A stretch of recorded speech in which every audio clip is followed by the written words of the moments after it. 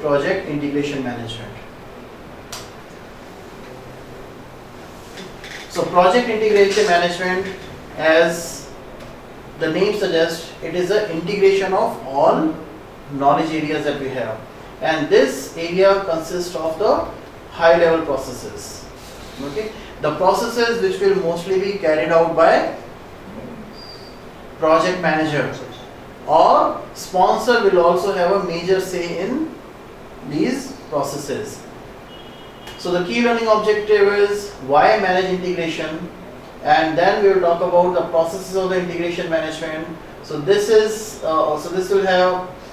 this is the only knowledge area which will have processes in all the process groups. So if I open that PMBOK, so this is, you can write it down, this is page number 61 of PMBOK.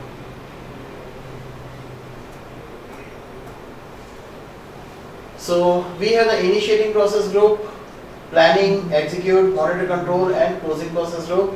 And you see project integration management is the only knowledge area which has a process in each and every process group. Okay.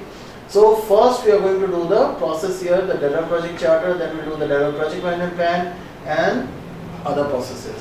So let us go through this knowledge area. So why manage integration? As I told you, integration is going to consolidate the output of other 9 subsidiary knowledge areas.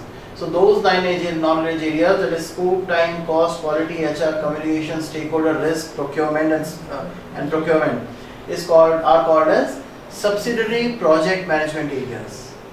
We are going to do the processing of data and information for each subsidiary knowledge area, and the outcome will be consolidated and integrated with other areas, and we will be doing that in integration management.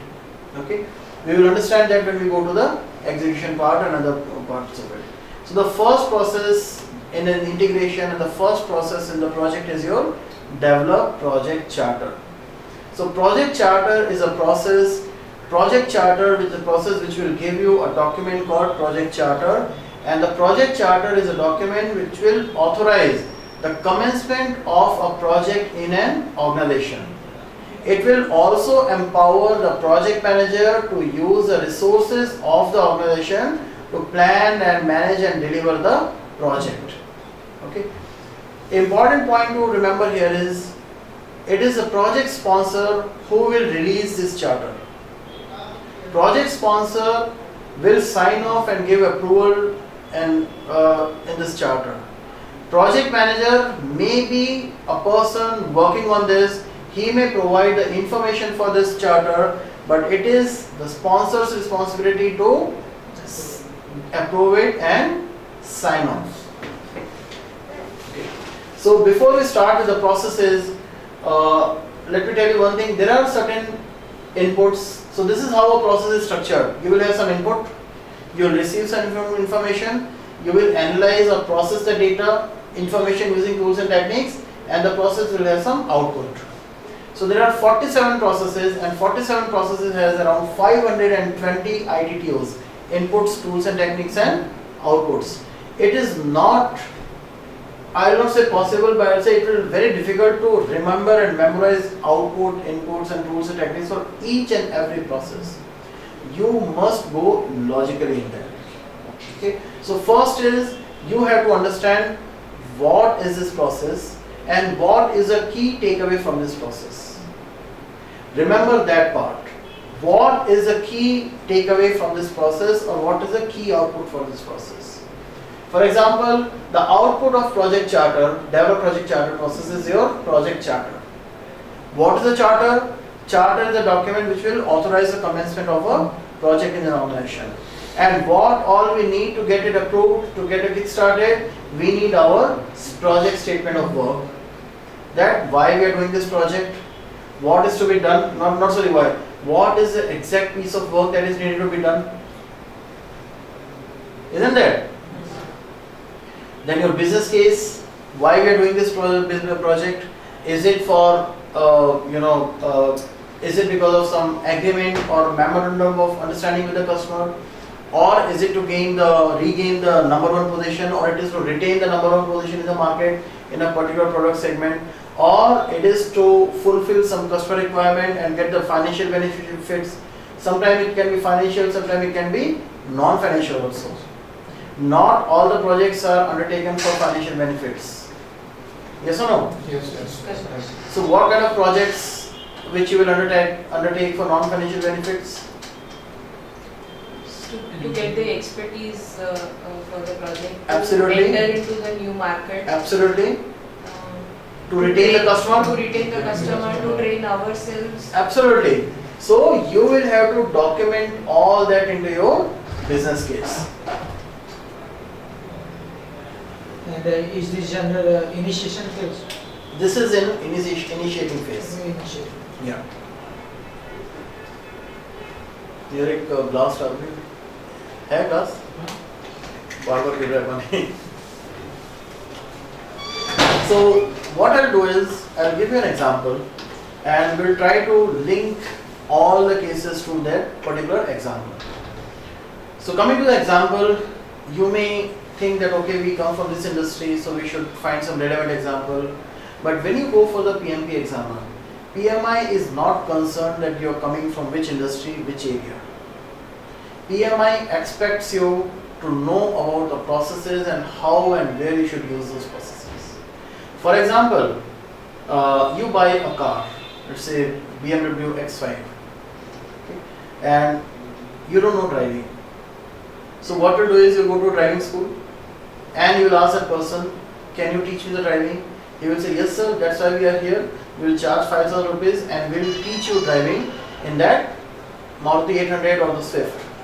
And then you tell him that no, I cannot learn driving in Maruti Swift because I had just bought BMW X5.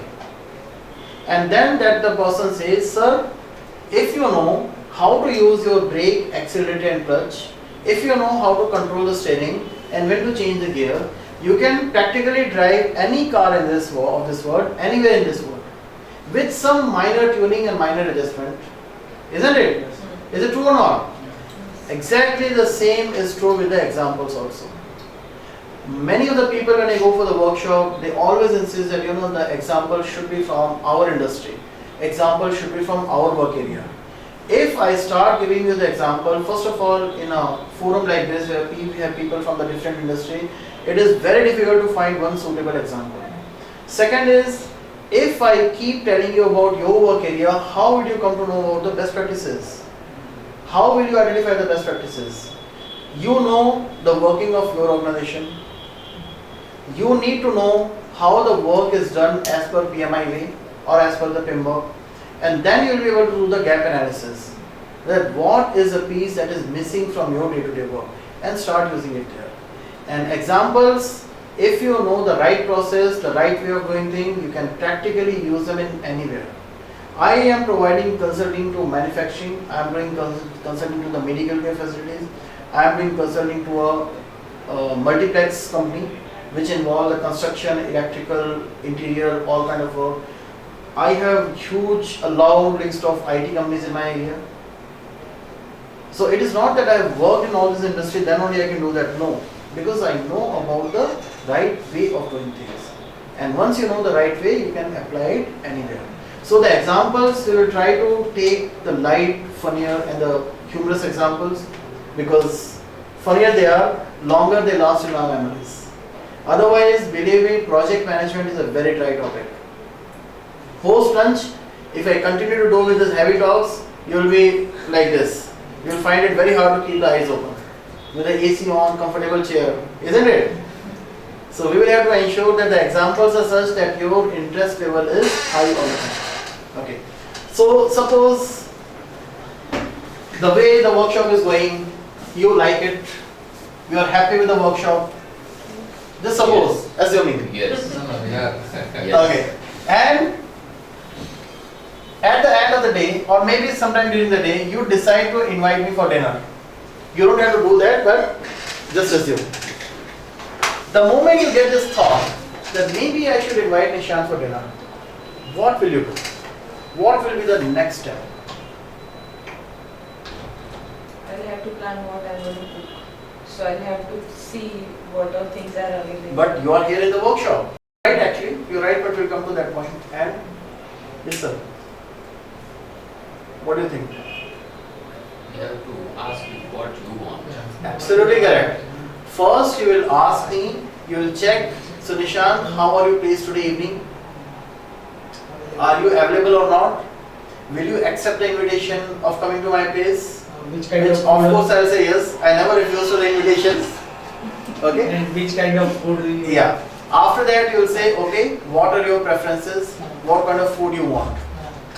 You want a vegetarian, non-vegetarian, you want spicy food, Gujarati food, Rajasthani food, Italian food, continental Which food, kind of dessert? what kind of desserts you need, whether there would be some drinks or not. Oh, Ahmedabad, you can't even think of that.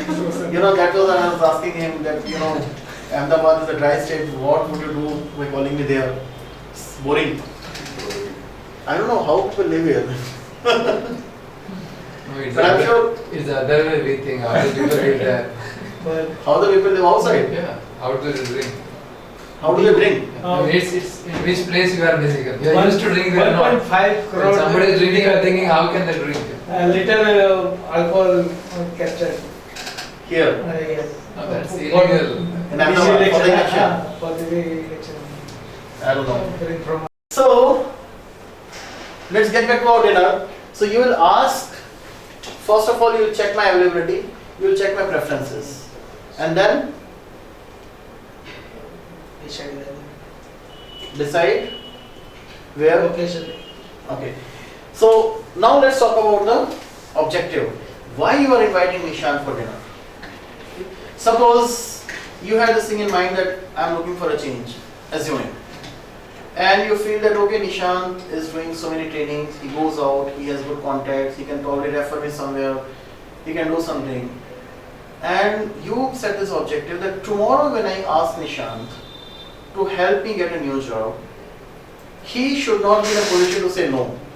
So I want to invite Nishant to my home and serve him the home cooked food. So tomorrow when I talk to him, he feel obliged and he is not in a position to say no. Okay?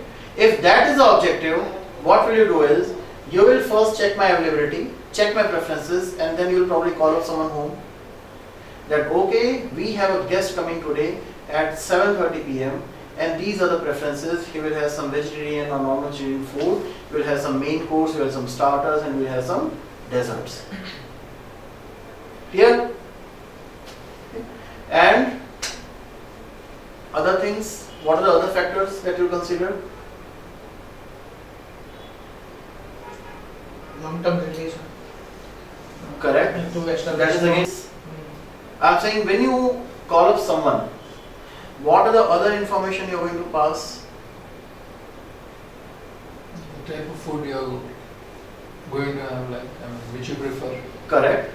So you will check with me that okay, Nishan, fine, we are going to prepare some vegetarian. Okay, you will check with Nishan, what are your preferences? Nishan says, I am a hardcore non-vegetarian. I love non-vegetarian food. Isn't it? And then you have this condition, or you are a pure vegetarian, at your home, forget cooking, you can't even bring it from outside. So what you will tell me is, Nishan, unfortunately, we cannot cook non-veg food or we cannot serve non-veg food to you. Why? Because we have a tradition or a culture at home. That is a part of your enterprise environmental factor. Okay. First of all, we will check the project that we are going to undertake, whether it falls within the guidelines and policies of the organization or not. Are we allowed to do this or not? Is it falling in line with law of the land or not? Suppose you work in a telecommunication company. I am the customer and I come and ask you to develop an application through which I can overhear the conversation that the mobile users are having. What you will do is, before you agree to do that, you will check whether the government of India allows you to do that or not. The law of the land does not permit tapping of the phone, unauthorized tapping of the phone. And then you will say, no, Nishant, I am so sorry, we cannot develop this project for you because it is not allowed by the government of India. And our company policy is we will not do anything which is not permitted in law of the land. Is that clear? So that is your enterprise environmental factors. Then OPA. So Nishant says, okay, I want to have some Thai soup, Thai style food. So non-vegetarian is ruled out. We come down to the vegetarian, and then in vegetarian Nishant says, okay, I want to have some Thai or something Italian.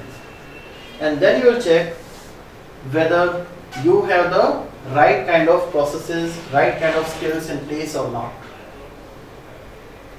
Okay? Do you have the right procedures to develop that soup or not? The people at home, do they know how to cook Thai food or not? So enterprise environmental factor and OPA are the two key inputs which you will see as an input in all the planning processes.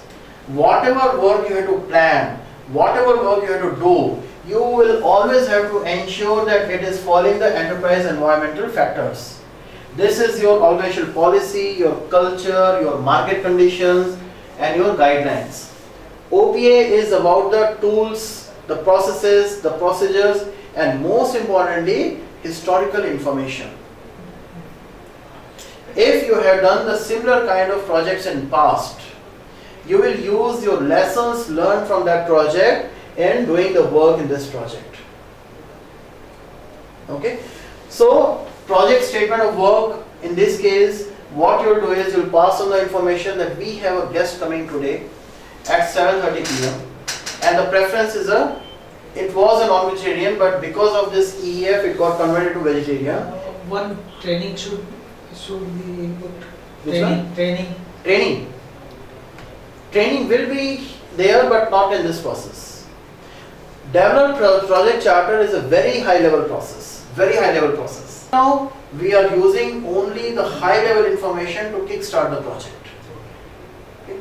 So project statement of work, the guest coming at 7:30, we will have the vegetarian food, we will have some starter, main course, and there has to be a dessert. The high level information, you can give the specific information. The dessert must include some rabdi and some jalebi. Okay. Business case, you will know the business case, you will know the reason. Suppose the reason is, okay, you are looking for a change and I want Nishant to feel obliged when he comes to home. He should feel grateful to me. So tomorrow when I am asking him for a change, he should not be in a position to say no. That could be for another reason. Another could be, okay, Nishant has come from Bangalore, from Mumbai, from the workshop.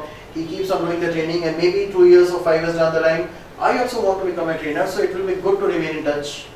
That could be another objective. That objective will play a very important role in some time. So the objective is very important. EEF and OPA we already discussed and explained. Now, another important point to remember here is this project charter must never ever be shared with the customer. Okay, this is an internal document. This is an agreement between the leadership team and the project manager and the project team. The customer should never get access to the project charter. Why? What is the most important thing that you have to hide from the customer here? Tell me what? Sorry? Cost. We are not talking about that cost. I mean, though it will be high level cost, but still. Enterprise environmental factors and organization. Business case. Absolutely correct. Business case. Now, if you tell Nishant, I am inviting you for the dinner because I am planning to corner you. So tomorrow you cannot say no. If Nishant comes to know about your intention, will he ever accept the invitation? He will think twice or thrice. Isn't it? Suppose you are doing this project for a customer and you have your own agenda. Though everyone in the world is aware of that, but still you don't want to document and present to him because this is going to change the customer mindset. You should never ever disclose this charter to your customer. Business case, Business case will also contain your benefits that you're going to get. Why you are taking this project? This is the one example I gave you. Suppose the objective is to gain number one position. So you will have to do your whole financial analysis, cost benefit analysis, isn't it? ROI, return of investment on investment, that if you are investing $100,000 today, what will be the return on that? At what point of time you are going to do the break even? Isn't it? What is the net present value, net future value?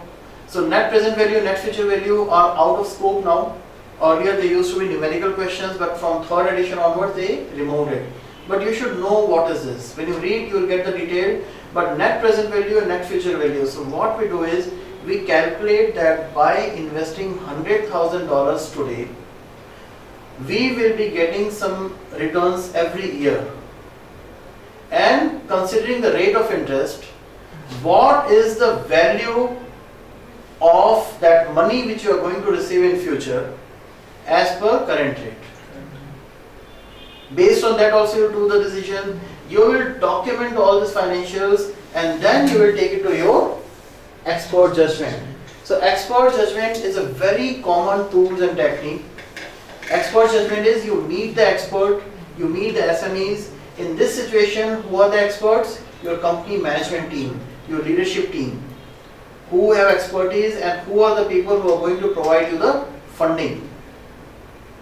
And they will use a technique called as murder board review. The name murder board quite relates to the type of questions you will have there. So the objective of murder board is they will try to murder your idea. They will try to murder this new project. And if you have all the questions to which will validate or invalidate their assumptions, then only you will say that okay, this project has the right reasons to start. Because if a person from the management team asking you tough questions and you are not able to answer the question, it means you are not able to justify the reason why you are undertaking this project. Okay? And you will also use the facilitation technique. Facilitation technique is what? You may have to facilitate the meeting. Facilitation is what? Just organizing the meeting, leading the group towards a consensus, you have the brainstorming and all these discussions. Okay? And the output of that will be your project charter. Important point, another important point to remember here is, it is the project sponsor who will sign off the charter. Project manager may be a person who will provide the high level information, may be working with the sponsor, but it is a project sponsor who will release the charter. There may be a question like this. Clear? So the project manager will be identified during the process, he can be identified during the process, he can be identified after releasing the charter also. But PMI way is, what PMI says is, before you release the charter, you must identify who the project manager is. And your charter is going to look like this document, which may have all these details, or it's not limited to this. It will have your title, description, objective, why we are doing this, project scope, what is in scope, out of scope, and very high level information, not detailed. Your major deliverables, what this project is going to, what all this project is going to deliver. Let's say in our project it is going to be the starter, the main course and the deliverables, the milestones, the key milestone, that okay, we will arrive at 7:30 and we should be done by 10:30 because we have a session tomorrow. Financial benefit, business case, why we are doing this, financial benefits, what is it that we are going to get in return from that, and it is signed and approved by top management's approval. This is the place where your sponsor will give you an approval and then the project manager assigned. This is some very basic set of information that you would need in a project charter, and this is going to kickstart the project. So risk you can identify the high level risk also, very high level. You can also give the high level cost, high level budget. In a real-time project, the customer can say, or your management can say, no matter what happened, the cost should not exceed $100,000. or the high level timeline, okay, the entire project should get over in 3 months time.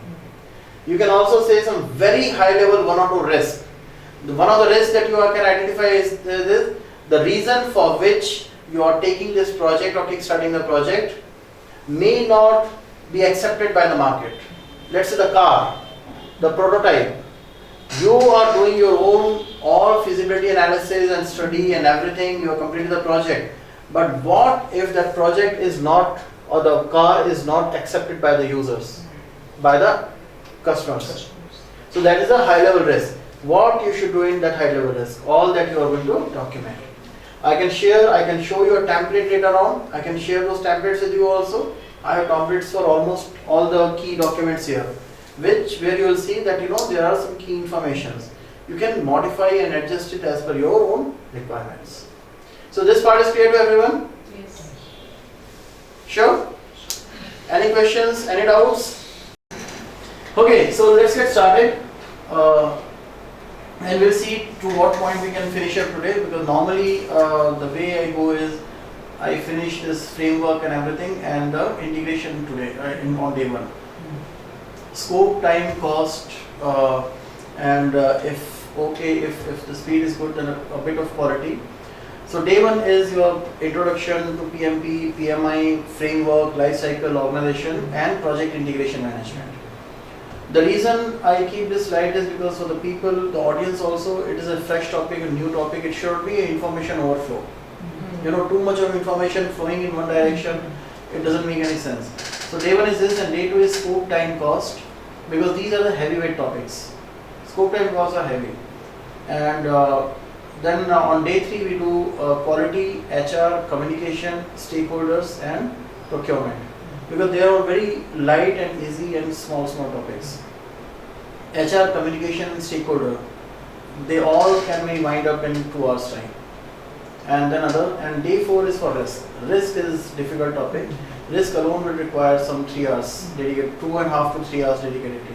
And then we have a mock test. We do 50 questions.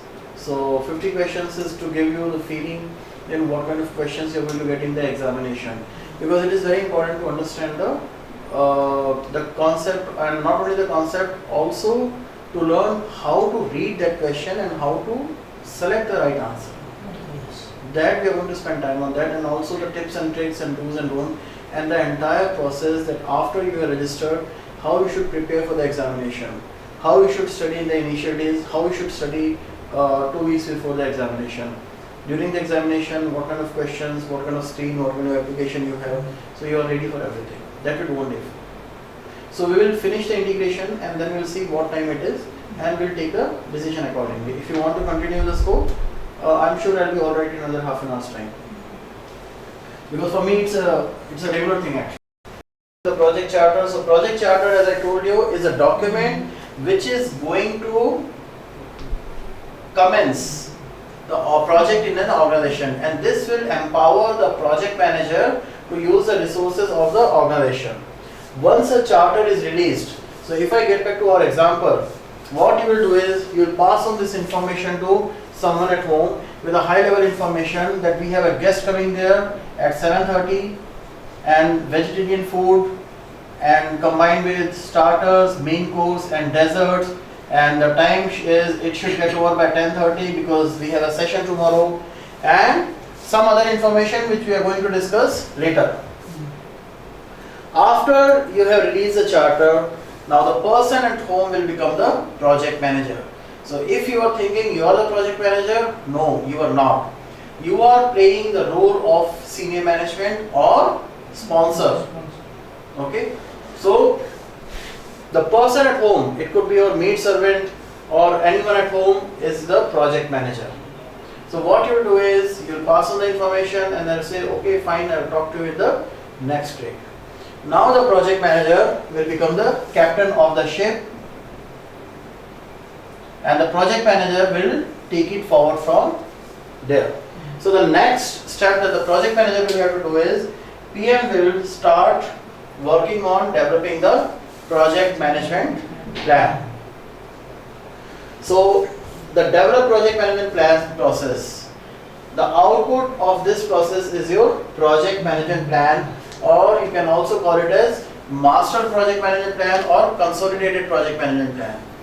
To develop this, what all we need? We need first is project charter, because project charter is going to provide us the information what is to be delivered, how it should be delivered, what are the high level guidelines, what are the timelines. We will use that information and then output from other processes. So what are the output from other processes? So as I told you, project integration management is basically a consolidation of all the subsidiary areas. And one of the key input in developed project management plan is output from other processes. Other processes means the team, the project team will have to create WBS. Output of create WBS is your scope management plan, scope baseline. Time management, develop schedule. Output of your time management is your develop schedule is your schedule baseline. Then we will have the cost baseline. Then we are going to have our quality management plan, HR management plan, communication management plan, management plan, procurement and stakeholders management plan. We are going to integrate everything, we are going to consolidate everything in this process, which is develop project management plan. So that is what it states, output from other processes. We will use our enterprise environmental factor and OPA. Why EF here? Why enterprise environmental factors here? Because they'll affect the project management plan. Absolutely. Whatever plan we develop, we have to ensure that it is within the guidelines of the organization. It is compliant with all the organization policy and guidelines. What are the guidelines? When we start working on the processes, you will get to know more about that. Okay? And OPA. In integrating that, consolidating that, what are processes we need to follow? What are templates we need to use? What are the checklists we need to use? And also how the similar projects were planned in past in the same organization. Tailoring. Tailoring is something, yeah, tailoring also, so you'll do it here. OPA, yes. Because OPA also tells you what is the process you need to follow. Okay. So tailoring will be done as a part of your OPA. And you will use your expert judgment. So expert judgment is meeting with the stakeholders, SMEs. SMEs who have past experience of doing the similar kind of work, or who have received some specific training to do or handle this kind of work. And your facilitation technique, because even though project manager is the one who is accountable for everything, but there is an entire team who is working on that. And the team, the work that is being done by team, project manager may have to take the feedback and the input from other stakeholders as well. So the project manager will have to facilitate the group discussions, brainstorming, meeting, workshop with stakeholders. You mentioned one terminology, moderate something in expert. Model board review. Model board review. It is a technical term actually. It's not something that I devised. Model board means the intention of the board is to model the idea. And if your project, if your justification is able to clear that hurdle, it means it is a valid project. Otherwise the idea will die there only. Okay? So you face it on an everyday basis? Lot of times. How big your organization is? We have 300 people. Okay. And you play the role of project manager? Yes. We have a lot of project managers. Not Mhm. only me. We have almost 8 to 10 project managers, senior Okay. project managers. Okay. Great. So this is clear, and the output is going to be your project management plan. Okay. Remember, this is a high level process, and this process you will not repeat frequently. You will be doing it once, and after that every time you have some change, then you may need to do that. Revision.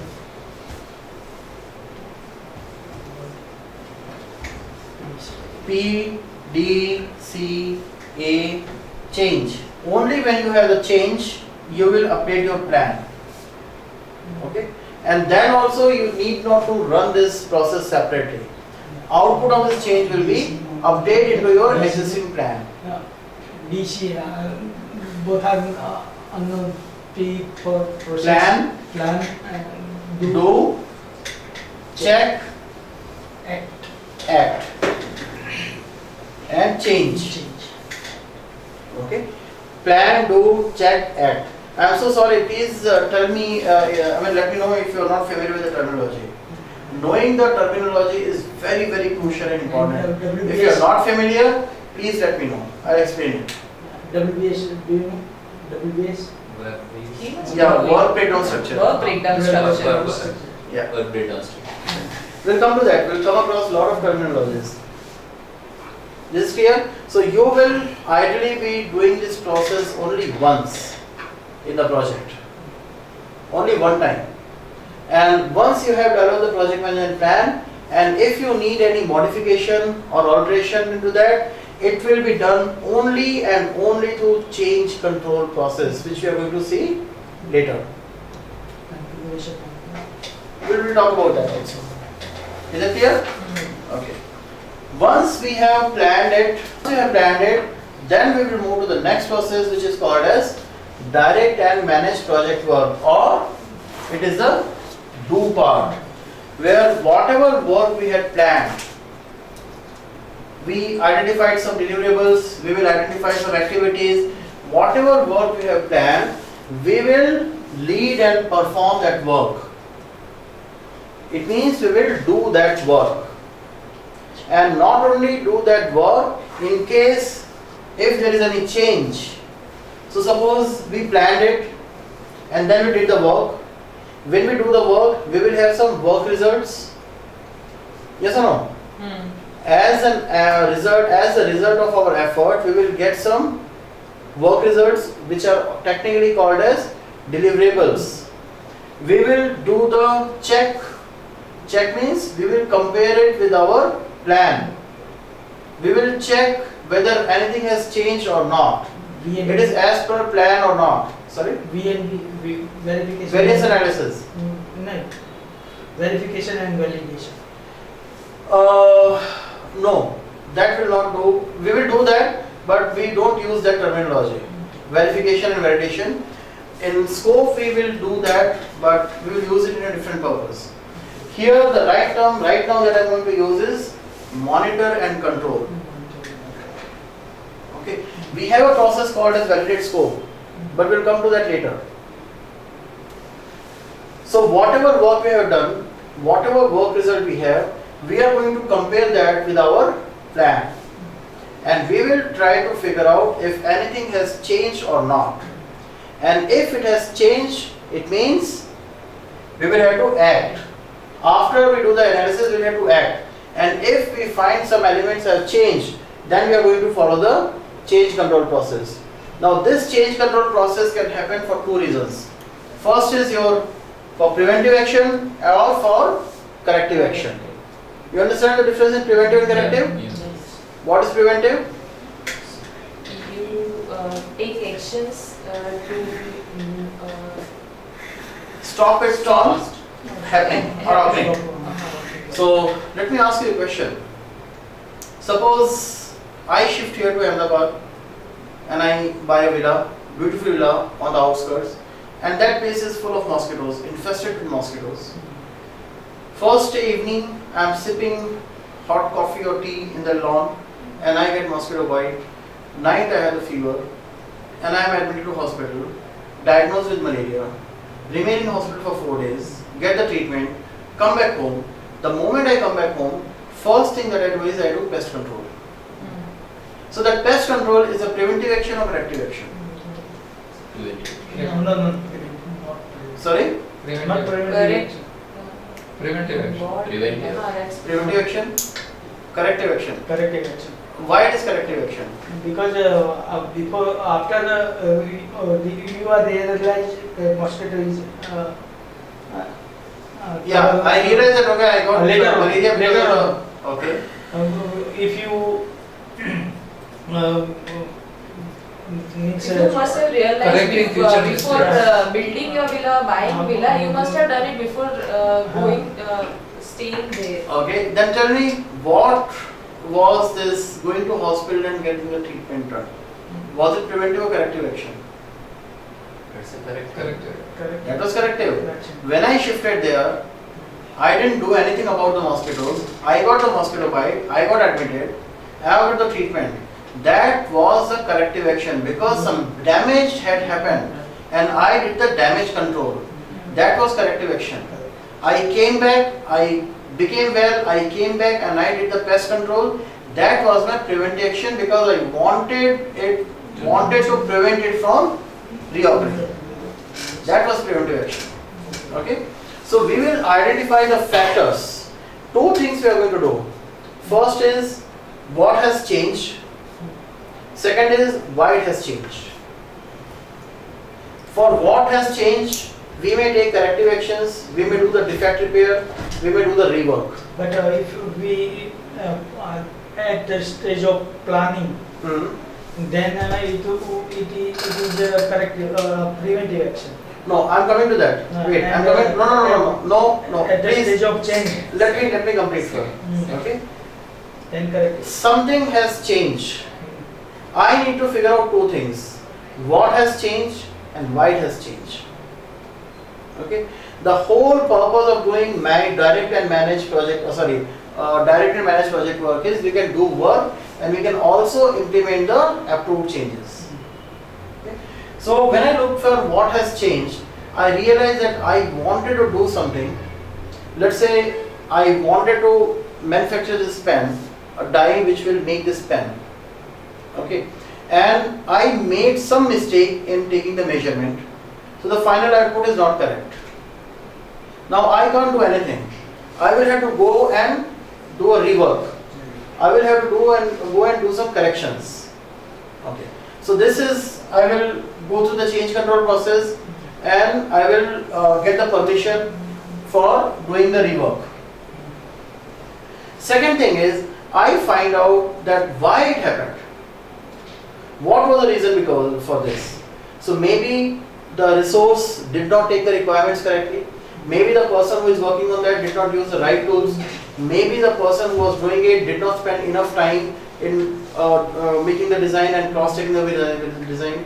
So what I will do now is I will take the appropriate action which will ensure that it doesn't happen in future.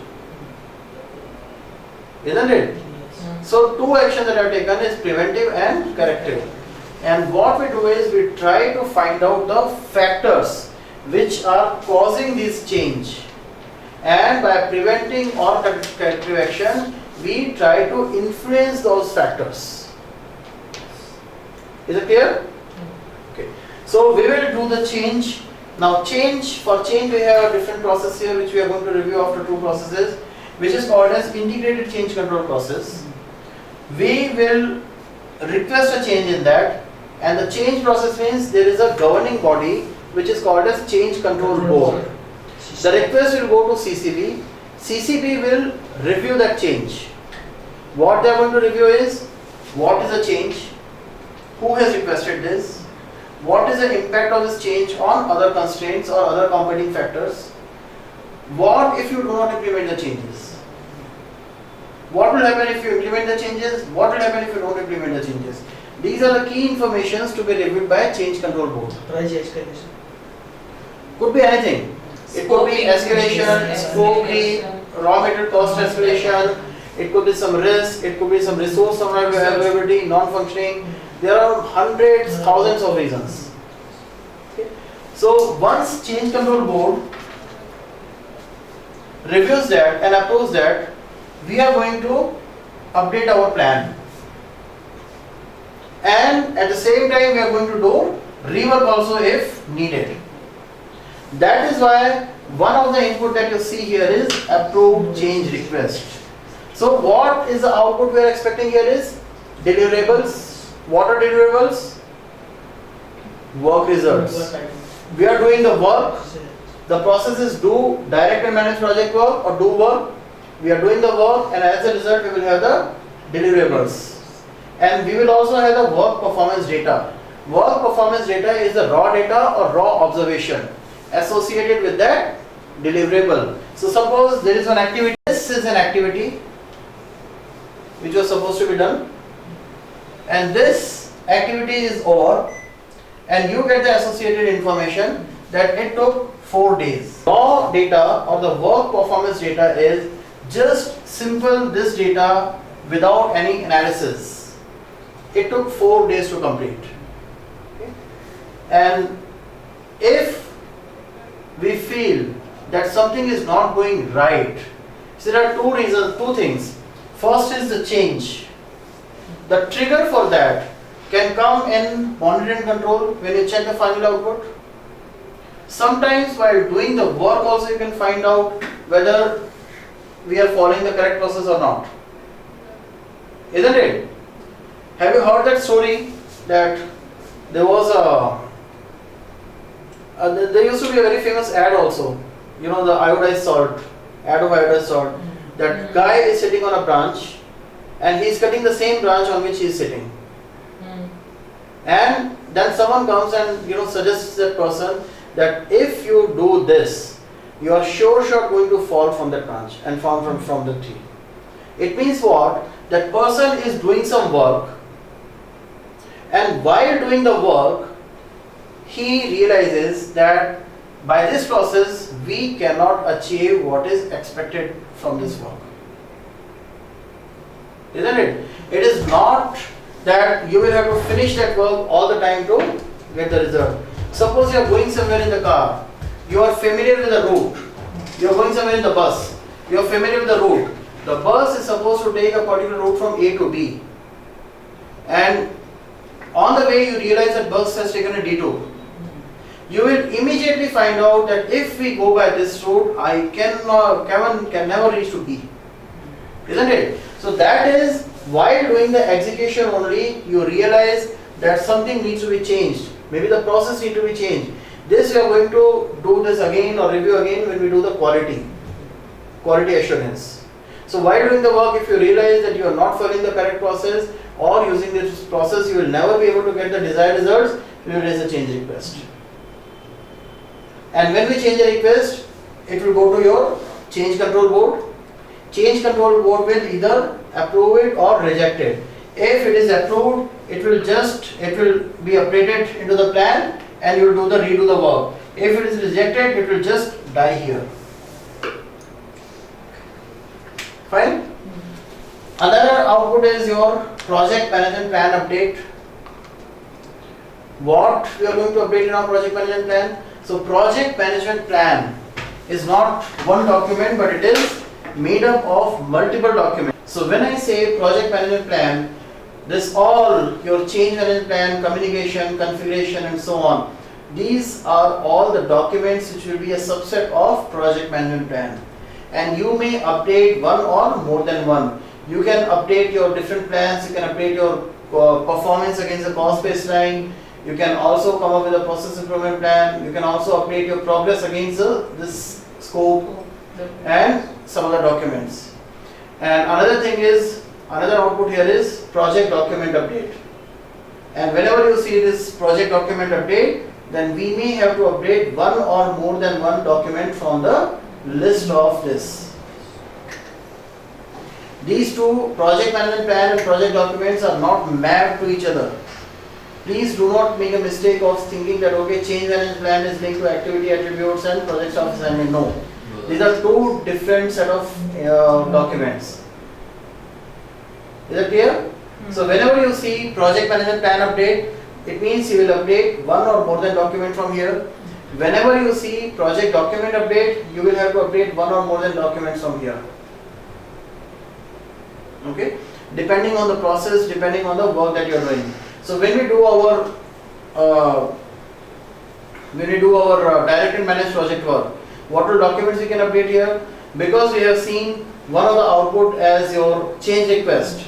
So we may have to update our change log, because everything that we do in our project, we must document that. So if we are raising a request for change, irrespective of whether it is going to get approved or rejected, we will have to document that in the change log. So one of the documents that you can update here is your change log. You can also update your activity attributes. You can also update your issue log. You can also update your milestone list or other documents here. Is that clear? Now what we need to do to get this work done, to get these outputs? We require our PN plan. This will tell us what is to be done. Approved change request. That is also documented. That is also documented, and we discussed about that. If something has not gone right, we'll find out why it has happened, and we will have to do some rework. We may have to do the defect repair, and defect repair is we will update our plan, and we will also do the rework. And the rework has to go through the change control process. And who will approve the change control process? It is change control board. Once it is approved, it will be used as an input here. And then your EEF and OPA. Why we are using enterprise environmental factor? While managing the project, it affects your environmental factor affects your team, your work. Absolutely. For example, because we are talking about the project as a whole, entire project, all the components of it. So one of the policy or in the guidelines says that no employee will be forced to work beyond 9 hours. That's a policy. So you will have to ensure that the work that you are doing is within those guidelines. Okay. OPA is for the processes, for the templates. Your organization has a strict guidelines on processes that all the work that you are doing, you must update your PMIS, your MS project with the project progress information. So this will provide you the process and the tool, and using your expert judgment, the team members are going to update the project progress information in the PMIS. Whatever work is being carried out, that will be updated and documented in your PMIS. Is it clear? So remember this diagram, P, D, C, A, change. So direct and managed project work is do. Fine? Then comes your monitor and control project work. So monitor and control project work is from monitor and control project work is from monitor and control process group. So the objective of this process is to track, review and report the progress, and also to look for elements of change. And monitor and control project work process will be done always after you have some work results. You cannot do it along with or while the execution is going on. You will do work, you will do the execution, result of execution is going to be your deliverable, and then we are going to check that deliverable, whether it is as per plan or not, or what has changed. So what we are looking for from this process is our change request, because if it is not as per plan, we will have to change. Internally change request. It could be anything. But the monitor and controlling process group, that will start along with the execution phase. Not Yes. only, Yes, along with the execution. But how it happens is, we will have the deliverables documented. Okay. When we do the WBS tomorrow, we'll talk about the deliverables. And the question comes that how and when you should do this process. That's a big question that people fail to understand. So suppose in your project you have some 20 deliverables. How we got the list of 20, that we are going to talk tomorrow in scope management. The way it is scheduled is, this is the first deliverable. So you will pick up this one. You will carry out all the activities that you need to do to get this done. And once it is done, then you will come to your monitor and control project work. You will be able to do this only when you have some deliverable in your hand.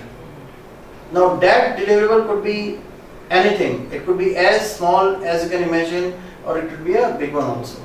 depending on how your project is planned. Then how should we decide the payment milestone that we like? Payment milestone, Yes. payment to whom? Let's say if I am taking one project from client Mhm. and that's a fair amount of, I'll have to follow the path of SDLC for example. Mhm. So in that I'm applying all this process group, I'm initiating the project, planning it, executing it, monitoring it, closing it. Now with that aspects, should we consider deliverables against the payment milestone? That if I am delivering, let's say, for example, after my planning phase, I'll be delivering system functional requirement document to client. So SFRS would become my deliverable. Against that, I set one payment milestone. So Data that dictionary- actually depends. Okay. You know, that depends. What is STLC? Software development life cycle. No, that I know. What is this? It is a project life cycle. Yeah. Okay. So in project you can have, we talked about this feasibility analysis, then design, and then build, and then test, and then handover or transfer of ownership. Transfer or ownership. Ownership transfer. This is your life cycle. You may do it repeatedly also. Yeah. It is not that you will do it only the sequential mode. You may do it iteratively. Okay. So the payment terms is completely subjective between you and the customer. PMI does not give you any guideline. There are no guidelines specific to the payment in PMBOK. Okay. That is an arrangement between you and the customer. Whether you want to do it on a periodical basis or you want to do it on a deliverable basis. Periodical basis is suppose a deliverable. That is time and material. Yeah. So if it is a huge one, big one, you may require 3 months to complete that deliverable. Does it mean that for 3 months you have to invest from your pocket? Your company says no. We don't have that kind of funding available. Sponsors no, we cannot do that. So what you do is then you make an arrangement with the customer that we are going to raise the invoice every 15 days based on the work that is done or the time that we have spent, and you will have to pay us. The type of contract, if it is a fixed price contract, then it is normally based on deliverable. Okay, you deliver this to us and you will receive this payment. If it is a time and material contract, you will find out, okay, every 15 days we will do that. If it is a cost plus fixed fee or cost plus contract or cost plus reimbursable contract, then you can get into an arrangement with the customer that how and when you are going to raise your bills.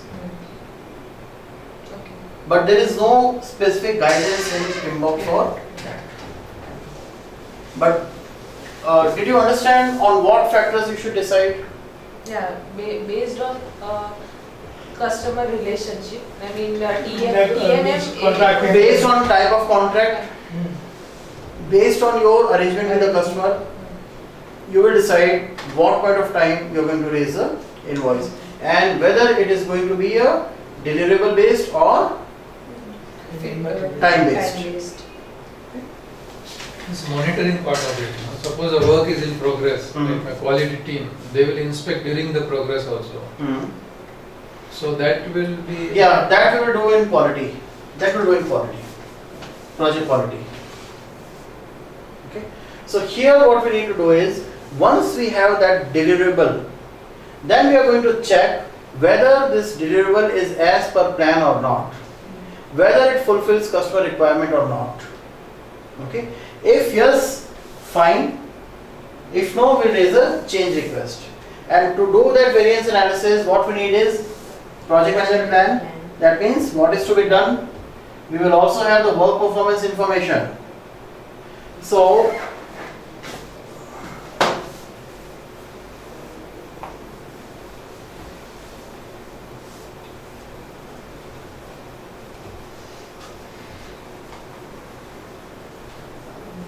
In work performance information, which kind of information? yeah, I'm going to do that. So we have this plan and then do and then check and then act. and then change or close. And if it is change, from here it will come to do. So what did we plan? We first planned about all these subsidiary areas: scope, time, cost, quality. We planned about scope, time, cost, quality, HR, communication, procurement, risk, and stakeholder. We planned for each and every element, and then we integrated that and uploaded it in our master project plan. When we do work, we will be working for to develop that feature within specific timeline, within cost, following some quality parameters, following the HR guidelines, communicating all the stakeholders, doing the procurement whatever is needed, buying something, doing the risk management, and doing the stakeholder management. So as a result of 2, we will get this field as work performance data. That work performance data is a raw observation that there is a task which took, let's say, $100 to complete and 4 days time, and then we come to our monitor and control process loop. This is for the overall project. So before we do this monitor and control, we need to check that what specific element has changed, or if there is any change with respect to a specific element or not. So first we are going to do the control scope. We will check it with respect to scope, whether all the features have been delivered or not, is it as per requirement or not. This is fine. Then we look at the time, and the plan says this was supposed to be done in 3 days time, but it has taken 4 days time. It means we have a negative variance of 1 day. It was supposed to take 4 days. It has taken only, it was supposed to take 3 days. It has taken 4 days. There is a negative variance of 1 day. This is our work performance information. So work performance data is the raw data, and work performance information is the analyzed data. Is it clear? It is the next level of that raw data. So what we will do is, we now know that the scope, the time has a negative variance of 1 day, and now we will check it. We will take it to our monitor and control process, and we will see what is the impact of this negative variance of 1 day at overall project level. Okay? If one of the constraint is out of control, how it is impacting other constraints? What are the other constraints? Your scope, your cost, your quality, HR, risk. Time is already having a negative variance here. Is it clear? We will also need to do the forecasting that, okay, if we have delay of 1 day here, how it is going to impact our other deliverables and other milestones. Because in project, the activities are linked like this. Dependency. All the activities are linked to each other, will have some dependency. Isn't it? So we will see if this activity is delayed by 1 day, what is the impact of this on these activities. That is your forecast. Similar way, if there is a variance with respect to cost, what is the impact of that on the overall project, and what is the forecast? Are we going to experience this variance throughout, or this is a one-time spike that has happened in the cost? And from where we are going to get this data? We are going to get this data from the control process of this specific knowledge areas. I'll repeat it again. We will do the work and then we do the monitor and control. Monitor and control is for the overall project. Before we do it for the overall project, we first need to do it for each respective knowledge area and find out if anything has changed with respect to plan or not. If yes, we'll find out what is the quantum of that change. That is our work performance information. We will use the data and then we will see how this delay or the variance is going to impact our overall project. That is the data we are going to use here. Work performance information. Okay. And your enterprise environmental factor and OPA for the same reasons. Okay.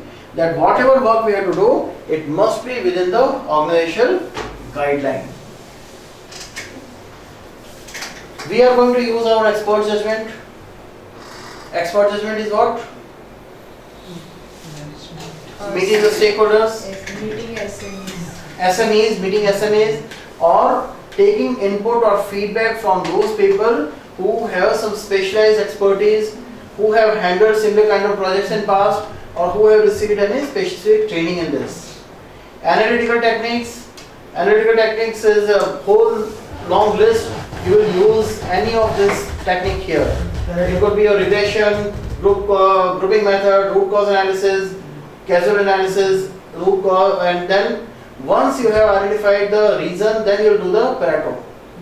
Pareto is what? What is Pareto?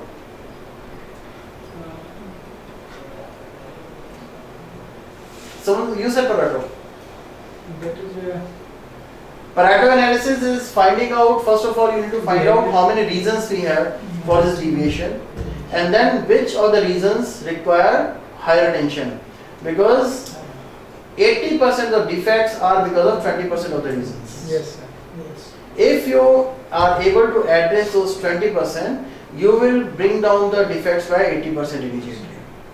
Okay. So you will do the regression analysis, you will do the grouping method, causal analysis, and all this whatever is needed. Based on that, you will come and find out that what preventive action you have to take, and for that you will raise your change request. And when you have the change request, you will have a subsequent update to your project management plan and project document update also. And another output here that we see is a work performance reports. So we know about work performance data, we know about work performance information.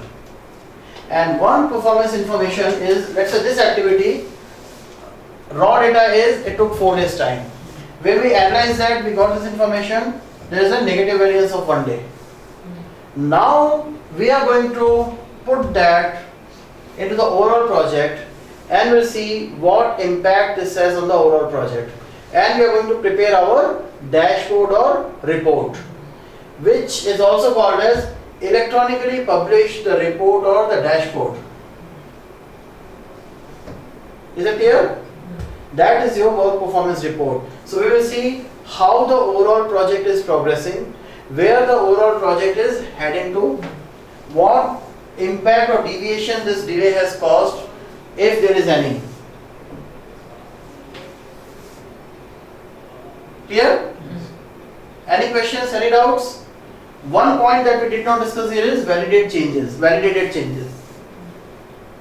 So we were talking about this die, that you were supposed to manufacture a die to produce this pen, and after you did the first cut, or when you produced the first piece, you realized that there was a mistake. We identified the reason for that, and for that, to address that, we raised a change request. Change requests were reviewed by change control board, and we redid the work. When we redid the work, because of the actions that we have identified and implemented, next time there is no fault in this die. It means what? The changes that we approved and implemented were valid, and that will be considered here as validated changes. So we have the change. One is a simple change request. So change request will go to change control board. Once change control board approves it, it will be called as approved change request. And once that change request, the requested changes are implemented, and we know that it has actually improved the performance, those changes will be called as validated changes. Is it clear? Any doubts? Any question? No question? As of now. As of now, no. What about you, sir? बराबर है. But are you able to follow? या एक बार तो पढ़ा हुआ है मैंने थोड़ा. Okay. जा रहा है. What about you, sir? Are you able to follow? Yeah, sure. And you, sir? Yes. Sure? Sure. Please feel free to ask questions. We have enough time. Okay. Okay, it's not that we have to rush past or something, no. Because understanding is very important. Means validated changes means design change only. Could be any change. Any change. Any change. Any change. The nature of change could be anything. It could be a preventive one or could be a corrective one. After doing some process, okay, if we feel some change required, and that change, we have done change, that is a validated change. Is it clear? I mean, is it okay with everyone? Okay, fine. So, any questions on this? Remember the PDCA. P is your develop project management plan. D is your direct and manage project work. C is your monitor and control. And the next process we are going to review here is perform integrated change control. So when we check and when we act and we realize that there are some factors which have changed, then we need to follow this integrated change control process. And integrated change control process is a process where we will review all the change requests. And when I say we or means who, it will be reviewed and approved or rejected by a body called change control board. Important point to note about change control board is a project manager must never be a part of this change control board, or at least the decision making body. Project manager can be the requester. So whenever there is a need for a change, the request must pass through project manager, and the project manager will have to evaluate the impact of that change. Impact of the change on other factors, other competing factors. What is the change? Why we need it? What is the impact of this on the overall project? Sometimes people can say it's just a matter of one day. Why don't you do it? Or it's just a matter of one feature. Why don't you do it? But no, doing that one additional feature may impact your duration, may impact your cost, may impact your timeline, may impact additional work by the resources, may increase the risk also. So project manager will evaluate the impact of the change, will submit a report, and also what if we do not go with this change. All the scenarios, worst case scenario, best case scenario, everything. It will go to change control board. Now project manager, when I say not a part of change control board, it means not a part of the decision making authority. Project manager, yeah. Can project manager take the decision on change request? No. As per process and PMBOK, never. But there are two kinds of changes which we explained now. One is within the project itself, like we have a project change department. So whatever the changes we send to them, they approve and then we do it. Then there's another change where the project manager gives it to the consultant, like a variation in the project. Okay. So that is authorized by project manager only from the project. But that is not the PMI way. Internal, He external. doesn't approve Be it, it but he is- internal, be it external. Project manager can be the requester. Project manager can initiate change request. Project manager can submit a request to change control board.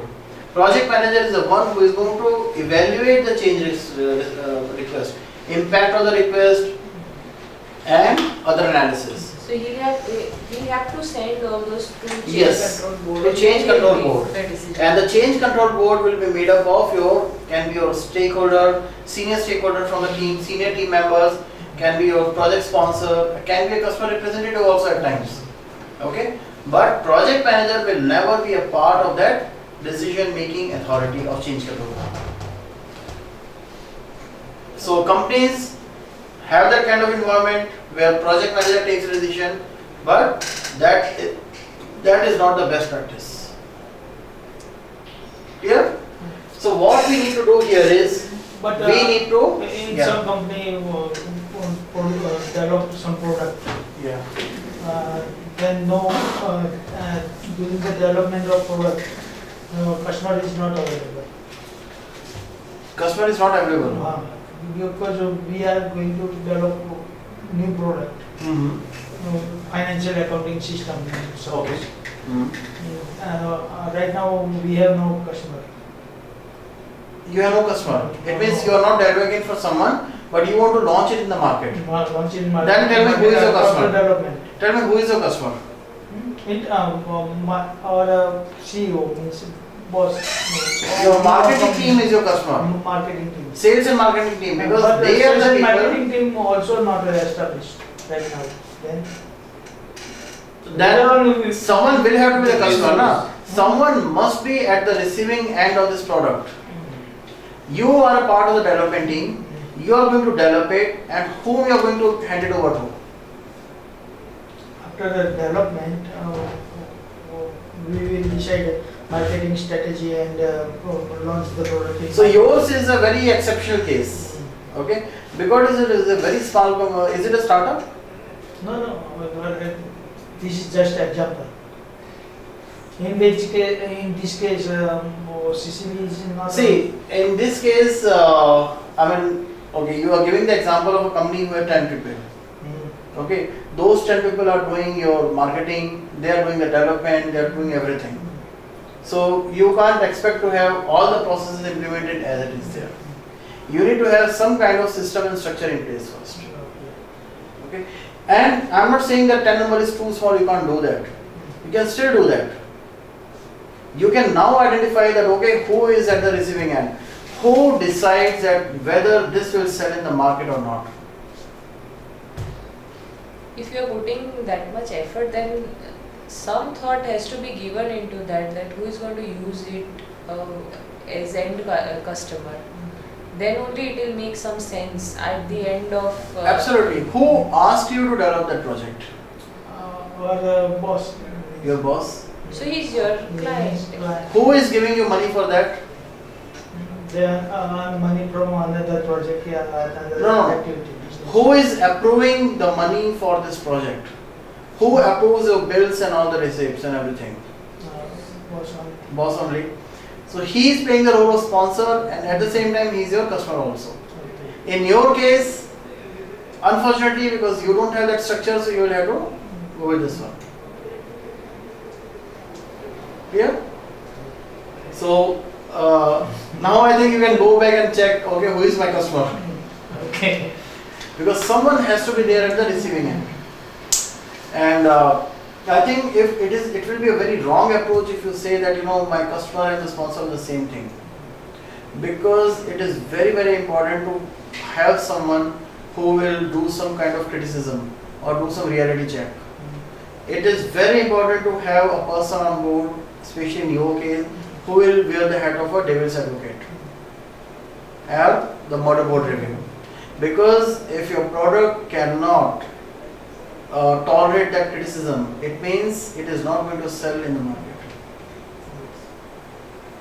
So I think that is a change that you should immediately do. Find out and see, you may or may not be in a position where you are going to bring in this change. But what I suggest is you have to start changing the environment around you. Yeah.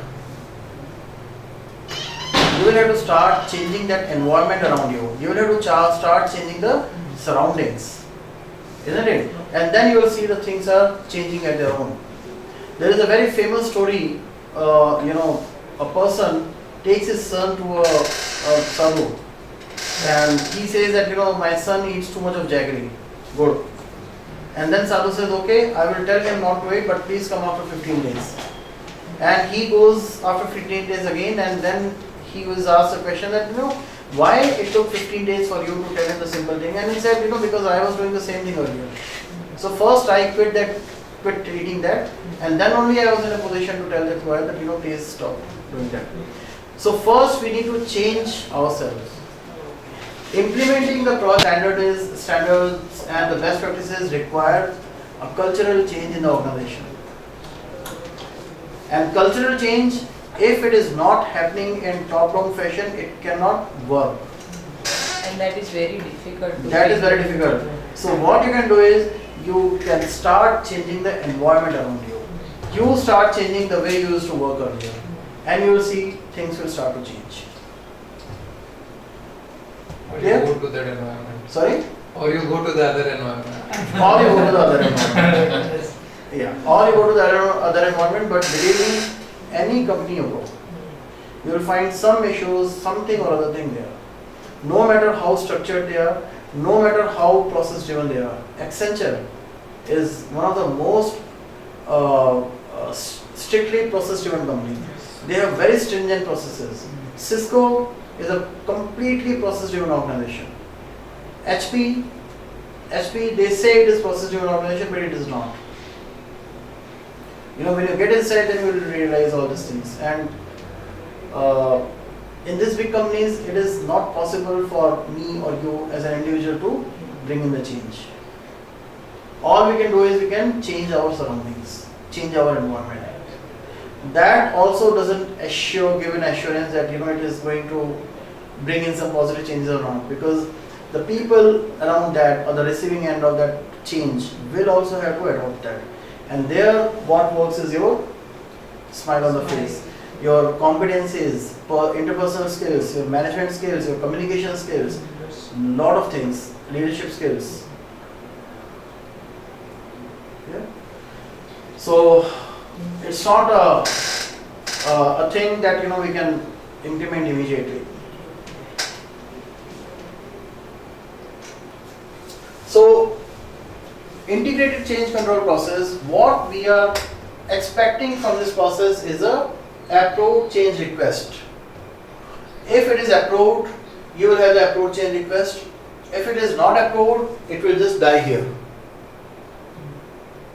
And no matter what the fate is of that change request, you must update that in your change log. Okay? Be it approved or be it rejected, any request that has been raised must be updated here. And we will also have our PM PAN update and PM documents update. And to get this, what we need is our plan, what is to be done, how the work is progressing. Because this will be one of the key factors in determining what is the need for this change. Suppose because of this negative variance, we realize that our overall project is delayed and the impact is significant and huge. And we need to consider that while taking the decision, and we will also need our change request. That okay, the factor, let's say it got delayed because of one resource not available. So we have identified the factor which is causing the delay, and also it would require some additional effort by other resources. So our change request can trigger two changes. First is Nishant Shukla is not available. He is probably sick, so he is not coming to office. So we need to find an alternative resource. And second is, because it is already delayed, now we are requesting to make some changes to our schedule. So allow a team or this particular team or resources to work on Saturdays so that we can still complete our project on time. The variance will always remain there, but we are taking one preventive and one corrective action. The preventive action is we find an alternative to Nishant so that we do not face this delay again, and whatever delay has happened, we are requesting our management to allow us to work on Saturday by paying some overtime, some extra money, so that we can bring this duration in control. Now this depends on the prevailing factors, like whether you have the budget to pay overtime allowance on Saturday or not, and how strict your company is, or what is the objective of the customer. Is he focusing on the scope? Is he focusing on the time or is he focusing on the cost? Clear? Fine. So we will need our work performance report and change request, and within this EEF and OPA guidelines. And we are going to again do the expert judgment, meetings and change control tools. Change control tools are, again, you need to maintain your change log or the justifications why you are changing this, your FMEA status report, Traceability matrix. traceability matrix, all these things. That you know why we are using this change, what is the impact of this change, you must document that. When I say a tool does not mean that it has to be MS Project tool or it has to be some application or nothing. What if you are documenting some information in a systematic way? That also is called as a tool. Is it clear? So the purpose of this process is clear to everyone? Sir? Yeah. Is it as clear as crystal or as clear as mud? Or in between? If it is in between, that's a very valid answer. Because to get this crystal clarity, first we need to cover other processes. And the second most important thing is you have to read. I want to some deep information regarding the Pareto analysis and its. We will do that in quality. We will do that in quality. Day after tomorrow, day 3 when we do the quality, we will cover it there. For this change control tools. All this is available in PMO? Absolutely, everything is available in PMBOK. This is based on PMBOK. I cannot teach you anything outside PMBOK. Okay? Or anything which is not aligned to PMBOK. Because the focus is our PMP exam preparation. Another important thing that we are going to monitor here is the changes to the configurable items. So far, we were talking about the changes to the scope, time, cost, quality, HR and also component. There is one more component which is called as configuration management. Do you understand what is configuration management? You must be knowing that. In technical terminology, I know. Let's say if the configuration management for a software, then I have to pre-install. Look at the releases, pre-installation, Yes. release, versions. But So- I don't know whether that is correct or not. Suppose your friend constructs a villa, beautiful villa, you are also planning to do that, and he invites you for the housewarming party. You go to his place and you are surprised and you are, shocked to see the kind of house he has. And you tell him that, okay, I want to construct the same house. Give me the number of your architect and the contractor. You get the detail, you contact them and you tell them that I want exactly the same house for myself. No changes, absolutely the same. He says fine, you agree on all these terms and the construction starts. And after some time, let's say after 6 months or 8 months, the house is completed, you take your family members for a surprise. Let's see how the house looks. And you go there and then you have a heartbreak. Okay? You are not happy. The contractor says, sir, everything is as per your requirement. Everything is as per your expectations. Why you are not happy? And then you tell him, see, the doorknobs that I saw in my friend's place were the round doorknobs. What you have put here is the handle type handles. The lampshades in my friend's house were of white glass. Here you use the yellow glass. The switches, what were used there were the round switches and you use the square switches here. Small things, isn't it? What these are called as a configurable items, which may not impact your product feature and functionality, but still have a significant impact on the overall usage of it. So one of the configurable item in your project is your versions. Okay. So suppose you created a plan and you release version 1.0 and you distributed that. Everyone is using version 1.0. Latest switch is there in the machine. And then there was a change and you updated the project plan, you followed all the process and you updated the plan. but you did not update it at the right place in the right manner. So you have updated plan from your side, but the team is still referring to the old version. So what will happen now? Your change will never get implemented. So that is a part of your configuration management. You have to ensure that you have identified all the configurable items in your project. Be it the versioning, be it the different releases of the software, or be it the implicit behavior or the functionalities of the software. You will have to make a list of all these items, and then you have to ensure that you are managing changes to the configurable items. And from time to time you will have to do your status accounting and verifications and audits to ensure that you are always referring to the latest version of it, you are always using the latest version of the software or whatever application you have or whatever product you have. In your case, it could be a blueprint.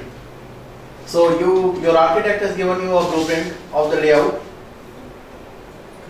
You distributed that to the entire team, electrical team and plumbing team and everything, and then there was a change. You implemented the change, but those teams are still referring to the older plan. So that is a part of your configuration management, and you have to ensure that when you do the change control, you manage changes to this configurable items as well. When you are at the project manager level, you are overseeing the entire project. And then what is project management? Delegation of authority also. You will break this into pieces.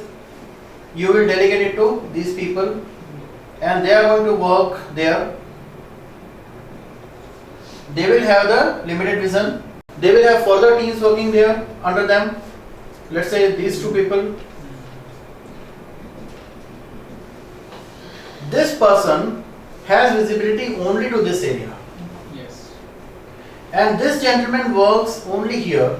He has no idea the work he or she is doing, how it is going to impact the piece there. That can be visualized only a level higher or at this level. So here you can say that okay, we have all the processes, but you may not have the stringent implementation at this level. And that is why this project fails or they have cost overrun or time overrun. How you are going to do that? That is a challenge. And that is what makes a project manager a successful project manager. That you have processes all even at the minute level. The best example for that is Delhi Metro. Mr. E. Sridharan, such a strong personality. Before the first this soil testing was done, he declared the finish date of phase 1, phase 2, all the metros. And not even one single phase or track was delivered with a delay. Everything was done on time. Second example for the same thing is Bombay Metro. Isn't it? So it has been getting pushed. Bangalore Metro is another best example. It has been getting delayed. It is delayed by 3 years now. Yes. And still in no side of completion. What is it? So it is because the person who is sitting here. He has, Mr. E. Sridharan has ensured that he has the right team to deliver that. Finding the right team, getting the right team is the first criteria. It is more important than the planning also. Because if you don't have the right people, you can't do the planning as well. So having the right team, doing the right hiring is also very important. Very, very important. If you go to Cisco, when I was hired in Cisco, I had to undergo 13 rounds of interview. Getting in Cisco is not easy. People, I met a person after that. He said, "Sir, I've been trying for past 8 years to get in Cisco." So what they do is, they have different round, but different team. So the decision cannot be biased. And higher you go, more number of interviews you'll have. One of my friend, who became my friend after I joined Cisco, he actually had to undergo almost 18 or 19 rounds of interview. He was a director there. Imagine 18 or 19 hours of interview. Which company does that? But they said, no, we don't want to have wrong people on board. So we are not judging their capabilities, but we want to ensure that they fulfill our requirements. And we don't want to have any biased decisions, so that's why people get interviewed by different team, different level. So each one can give the candid feedback about the person. So getting the right team is very, very important. Very extremely important.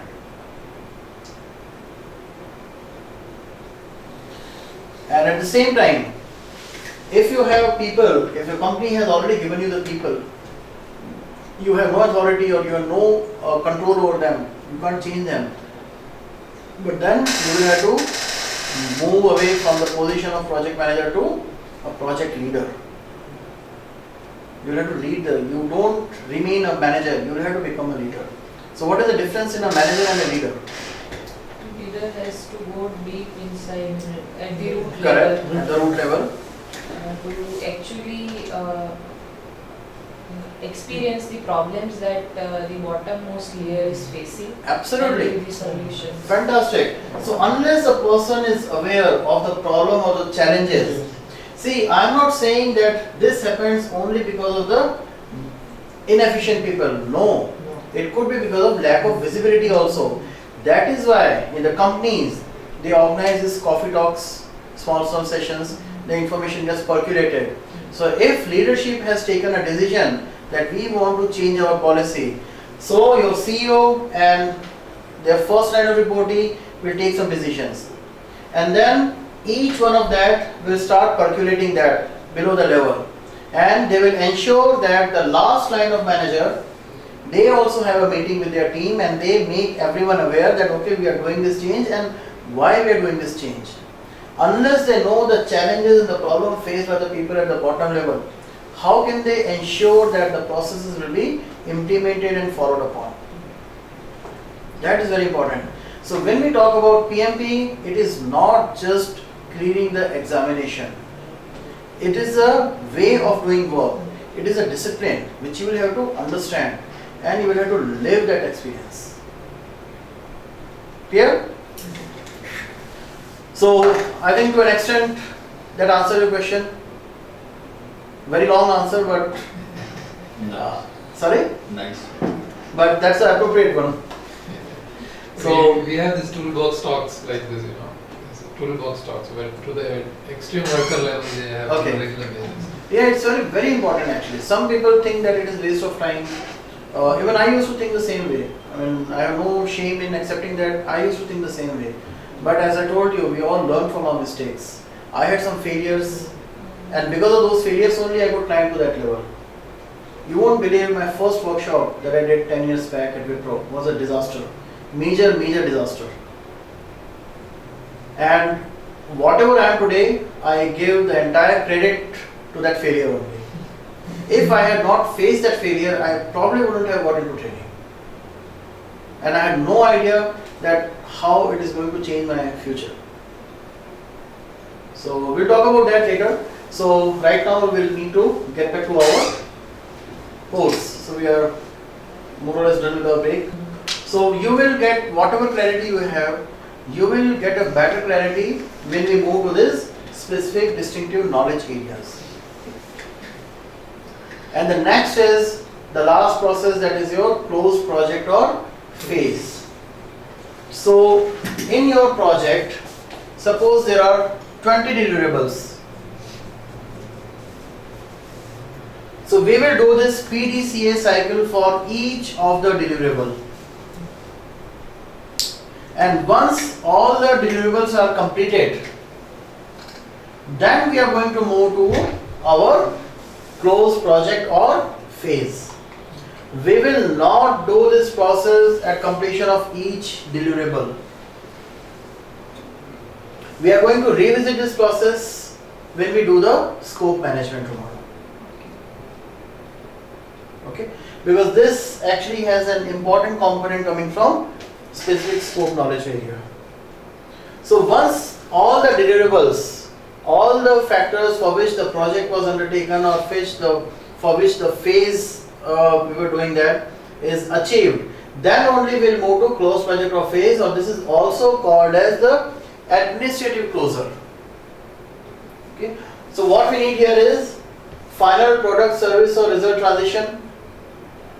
It means our customer is going to say, and both the parties involved will say, yes, the project is formally called as completed and closed. And what we need for this is, we need a list of things that were supposed to be done, what was to be done, how it was supposed to be done, and what has been done, accepted deliverables. Accepted deliverable means the deliverable which we produce as a result of do and which are accepted by the customer. Where he said, yes, I accept that this deliverable is complete. It is as per my requirement, and you will have your OPA. So OPA will consist of all your work performance reports, work performance information. Because when we publish those reports and information, we also archive them and document them. And we will use everything in the last process here to do the postmortem. Okay? And then you will have our expert judgment, analytical techniques. What analytical techniques we are going to use here?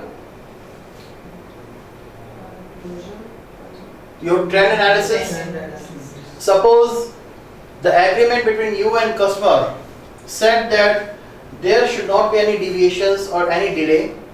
Each delay of each day is going to cost you some X amount of money.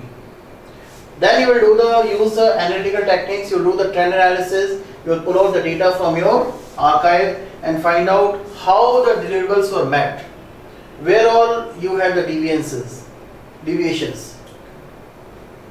You will take a decision and then you are going to formally close the project and you are going to update your OPA. What we are going to update here? Lessons learned. The most important thing here is a lessons learned, which will be used as a point of reference for the similar future projects. Is that clear? Fine. So this is about the very high level process of the project management, which normally is done by project manager, and project sponsor has a major involvement in the first and last process. That is project charter and close project or phase. Clear? So any questions on this? So let me pull out some quiz. In this change means organization process, OPA Yeah. updates. Yes, this one. Other project managers are involved in this process Which one? for this output. That's the output. No. OPA output. Project manager is only one. There is only one project manager for this particular project. When he is closing this project, Suppose an organization have many projects. I'm coming to that. When he is closing this project, he is going to document his lessons learned. Suppose there are 50 other managers in the company. Out of 50, there are 30 different projects going on of a similar nature.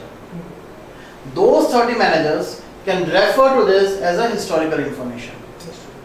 Means OPA in OPA, suppose some template related change suggest by this project manager. Okay, this type of information we have to maintain, and this type of template we have to. Correct. What worked well with this customer? What was your experience? Let me show it to you in the. So OPA will contain your process and procedures. Your for each and every group, what process you need to follow, what are the procedures you need to follow. Then your corporate knowledge base. So corporate knowledge base is whatever work you have done, you will document your lessons learned, you will document the learnings of this project, you document the historical information, the work performance report or the change log or the assumption log or the risk register, and also the cost related information. So that will become a guiding document for the future projects. So it's like knowledge management. Knowledge management, yes. So knowledge management, the next time when you are starting a new project, or suppose there was a change. So your project faced some hurdles, and because of that you had to take some corrective actions. You approved that, you got that approved from the CCB, you implemented that and you updated OPA. You have another friend who is doing similar kind of project, he is facing similar changes. He can now refer to that corporate knowledge base, that how the situation, other projects or similar projects, that is what we mean when we say OPA updates. And suppose in one project we produce some component which which should be reusable for another project. Okay. And its related documents and all of stuff are in this part or another part. So give me an example of the reusable component. Suppose address control, address related information, address. Address. User control, yeah. Or let's say risk register. Risk. Directory. Risk register. No. This is a part Feature. of the features. One of the Okay, so features. you are working on an application and you developed an the application. application. Okay. One component we have built. You develop this application for your customer. Your my customer. Your customer, okay. Okay, and this component is reusable for another project also. Correct. For how to use this component and integrate with So- another project, I have prepared some guideline and some documentation. And, Correct. So that we will take care of in scope management. Scope. Okay. We will identify that. We will do the historical relationship. There is one particular tools and technique called as historical relationship. Okay. And if needed, we will do that. So what happens is, when you go for the new project, you will collect the requirement. Once you have collected the requirement, you are going to translate those requirements into the scope. And when we work on the scope, we do our product analysis. And that at that time we also do the alternative generations. That what are the different ways of doing it. At that time what you will do is you will identify as one of the component which can be reused in this project and you will use that as it is.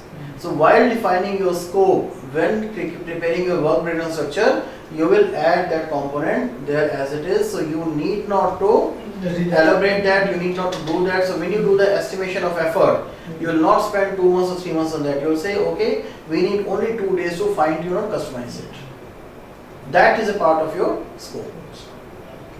Okay. So this is your enterprise environmental factor. This is your organizational culture, structure and governance, geographic distribution of facilities and resources, government or industry standard, infrastructure, existing HR, personal administration, and all this information.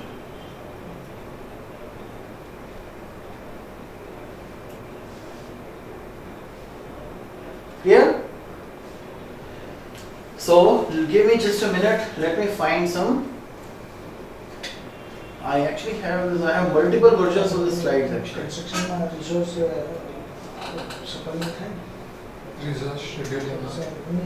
તમારે જે machinery હોય એ બીજા Resource scheduling. Closure વખતે થતી We will talk about that when we do the scope tomorrow. Execution. Execution. હા ને મોટા machinery suppose crane એવું હોય તો એ લોકોને Scheduling. પોતા હા તો શેડ્યુલિંગ Project ની requirement હોય કઈ જગ્યા કારણ કયા કે એ તો month કેવું એક એક લાખ શિફ્ટ થઈ જાય તો તમારું કામ પૂરું થાય ત્યારે શિફ્ટ કારણ કે આ બધું રે- ડિપાર્ટમેન્ટ હોય ને એક ડિપાર્ટમેન્ટ પ્રોજેક્ટ પ્રમાણે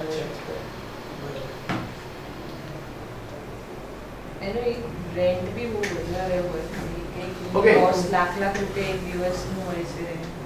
So for each knowledge area we will have some questions, just 1 or 2 questions, 2 or 3 questions in some cases in the end to give you some feeler that you know what type of questions may come.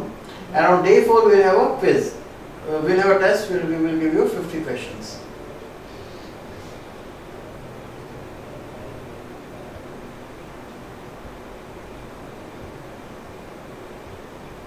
Track and record the change. So how many will A, B, C, B, What about you, sir? D. D? D. D. Sir? D. The correct answer is C. What is uncontrolled change? So suppose you have a team of 100 people working and you have implemented very stringent processes that every change must go through that change control process. One of the junior resource, he gets a call from the client manager. Now because he is a junior resource, he saw the call from the client manager, he got scared. People will immediately get puzzled, why he's calling me. Client managers call that resource and say, boss, I know you are working on that piece and it is very critical and urgent for us. Can you please make that change immediately? That guy will be so scared, he will say, yes sir, it will be done immediately, in 10 minutes I am doing that. He will go ahead and make the changes. 2 days after that you have the review. Project manager is presenting that entire progress and then he realizes that something has changed. Without him getting into the loop, that resource made the changes at his own. And he has no idea how this change can impact the other constraints of the project. So that is the area which is most important for a project manager to pay attention on, because if the change has not followed the change control process, it is called as uncontrolled change. If the change goes through a change control process, goes through the complete process and then implemented, is called as controlled change. Okay, there are two things, controlled changes and uncontrolled changes. Do you understand the difference now? There is one more thing, controllable changes and uncontrollable changes. What is that? Any idea? Controllable and uncontrollable. Which one Uncontrollable come in change. our concern, like on our concern, which one we can do? Uncontrollable change will Without affect process. scope, cost, time, and that can and quality. No, but example, give me some example. We cannot Suppose, control our time, but we can manage our team. Like say my resources. Key resources are left out. Correct. Cost escalation, raw material cost increase. Like you made the estimation External. that we require X amount to purchase cement and X Y amount for steel, and the price increased. That is not controllable. So it is not controllable. So what you will do is you will implement the change control process. You will implement the change, or you will make some changes to your budget, isn't it? And what is controllable? The scope creep continues, that keeps on happening. Customer is coming and every time you get into a review, he is asking for a change, and then you strictly say no, we can't do that, because so many changes are not good for the health of the project. But again, there is another dimension to this. If the customer is asking for so many changes, it means again the owners can come to us, because we probably did not capture their requirement correctly. That is why every time he sees us, he gets some new ideas. But that approach is very, very common in software industry. Why? Because the customer is trying to explain you something which doesn't exist. And that is why the agile approach is gaining popularity in IT. What is agile? What is the difference in agile and traditional project management? Iterative. What we are doing here is a traditional project management, that even before you start working on it, you identify each and every aspect and plan for it. But in agile, we just plan for high level milestones, and in between we will have the sprints, scrums and sprints. So what we do is we take the feedback of the customer. We will deliver something, we will invite customer to participate in that sprint, and then we will have the review, and the customer is going to give us a feedback, and we will close the loop by incorporating that feedback. So we do the iterative planning. Yes. The scrum and sprints cannot long more than 5 weeks. That is what. See, Scrum is actually extreme programming. Yeah, Scrum is extreme. Sprints cannot stay longer than 5 or 6 weeks. That is Correct. The sprint is, normally 3 to idle 5 time for weeks. that is 3 to 5 weeks, 3 to 4 weeks actually. Yeah. Scrum is the extreme programming. Yeah. I am not an agile expert, but that's all I know. Our The key difference, sorry, vacancies following that Scrum. Scrum. Yeah. This You do the software development also? Yeah, we are in the software industry. We are doing an ROR question. Questions, lot of time, but I always feel that there are 2 or 3 answers can be the answers. Absolutely, it happens. And sometimes you'll find that all the 4 answers are correct. But then the important is what is the first action that we do? What is the correct sequence? So in this one, A, raise a concern that you can no longer execute this project. Actually that is not a very viable option. So let's ignore that. Evaluate the impact of not having the promised resources. Yes. Move forward without the promised resources. That also you can do. Identify other resources that can be provided to you in lieu of the earlier promised resources. That also can be done. So except A, B and C and D, all 3 are right. But what is the correct sequence? B. Absolutely correct. First we will do B. First we will evaluate the impact of not having the promised resource, and then we will do either C or D. Okay. So since we have some time, so let us spend on this because you raised this point. So it is very important to read the question properly. This is a very small question. In PMP examination, most of the questions will be long questions. 15-line questions, 10-line questions, paragraph type of question, situation question. Whenever you get this question, start reading from the last sentence. Read the last sentence first. Probabilities are very high that you may get the full question in the last sentence only. And first 10 or 11 lines are to confuse you. If not, then at least you will have an idea that when you are reading those 15 lines, what information you should look for. Is it clear? Okay. Then you come to the answers.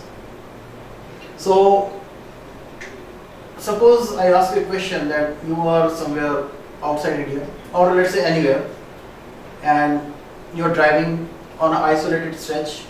You reach to a point where there is no bunk, petrol bunk, nothing 50 miles ahead, 50 miles back, and you see one accident. The car has toppled, the driver is stuck inside, the car is about to catch fire. What will you do? The option is go immediately and help that person. B, douse that fire. C, call the emergency services. 4, just ignore and go away. In this case, except the last one, that do nothing and just go away, all 3 are right. But there is a right way of doing it, isn't it? In this, there is one option. One option is that try to help that person, try to pull that person out. If you are in India, you can do that. But in many countries, you actually cannot do that. That is against the law. Sometimes, in order to help that person, you can actually cause more damage to him. You can do harm to that person. Isn't it? In India, we see whenever any unfortunate accident happens or something, police or the people, they are trying to help people, their intentions are right, but the way they hold people, it actually doing more harm to the people.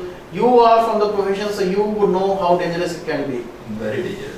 Very dangerous. Outside, whenever anything happens, the first thing is that medical services, emergency services, they'll put the boom. They will try to maintain the posture as it is, and then they will see what is to be done, and then they'll take the appropriate action. In this kind of situation, you will have to remember just one thing. What is PMI way? Anything may look right, but you will have to now start thinking the PMI way.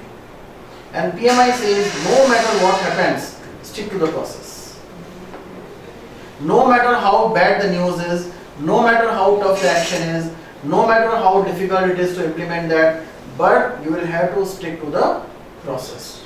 And the process says call the emergency services first. Clear? That is a one tip regarding this reading the questions. Second comes, sometimes you'll find that all 4 options are wrong. You know, we talked about when all 4 are looking good. Sometimes you will feel that all 4 options are wrong. And we are trying to figure out, okay, what is the right question, what is the right question. Then change your approach slightly. You argue with yourself that why this question is, this answer is wrong. Do not try to look for the right answer, but try to invalidate the assumption or invalidate that answer. Have you heard of this Zen Buddhism? So there is a very famous book, Zen and the Art of Motorbike Maintenance. Have you heard of that? I've heard of it. It's a fantastic book. You must read that, huh? It's journalism book. Sorry? Journalism. Journalism? No. Zen Buddhism. Buddhism. And the book's name is Zen and the Art of Motorbike Maintenance. Fantastic book. You must read that. So what the writer tells in this book is, there is no direct answer to the truth. There is no direct way to reach to the truth. You keep on eliminating what is not truth, and what is left in the end is the truth.